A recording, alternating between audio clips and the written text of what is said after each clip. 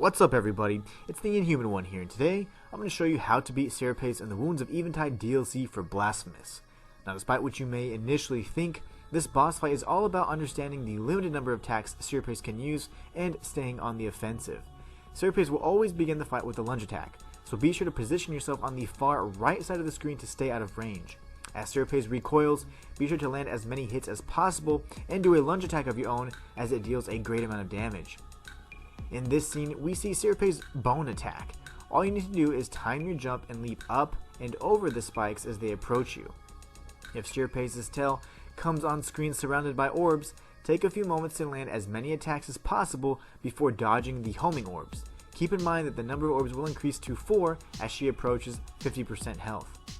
In between attacks, Sierpes will summon a random pattern of orbs. As long as you stay within striking distance of her tongue, you should be safe. Only move out of the way if any orbs are touching Sierpes' tongue or mouth. If you aren't confident in your ability to dodge projectiles or read her attacks, I recommend equipping the Tiento to your Thorned Hair prayer for temporary invincibility. Now be sure to equip the Cloistered Ruby Rosary Bead and the Solaria of Excommunication prayer for increased damage with Mea Culpa if you are confident. If Sierpes' tail comes on screen and the tip starts to crackle with electricity, prepare to move to the far side of the screen opposite of Sierpes' head.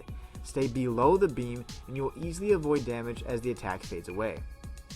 If Sierpes opens her mouth, then shrieks while opening her mouth even wider, she is going to do her lunge attack, so be sure to move to the opposite side of the screen to avoid her attack and prepare to deal some damage of your own. This is always a great opportunity to heal or activate a prayer so that you don't have to worry about any projectiles flying your way. Once Sierpes' health drops below 50%, she will start appearing on either the left side or right side of the screen and alternate for the rest of the fight. She will also add a few new attacks to her repertoire, including a series of 3 large spiked bones to protrude from her skin.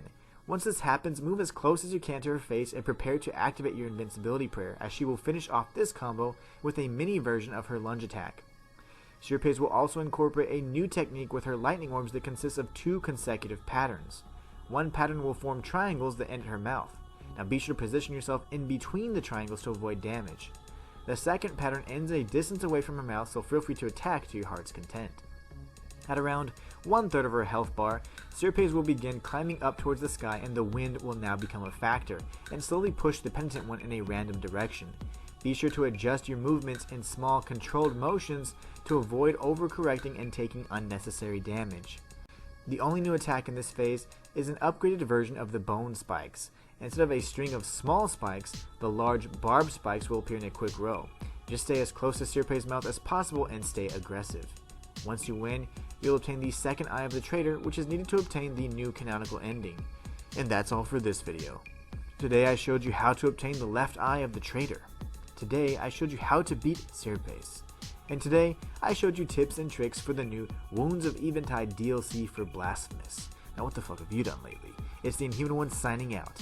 Catch you guys next time.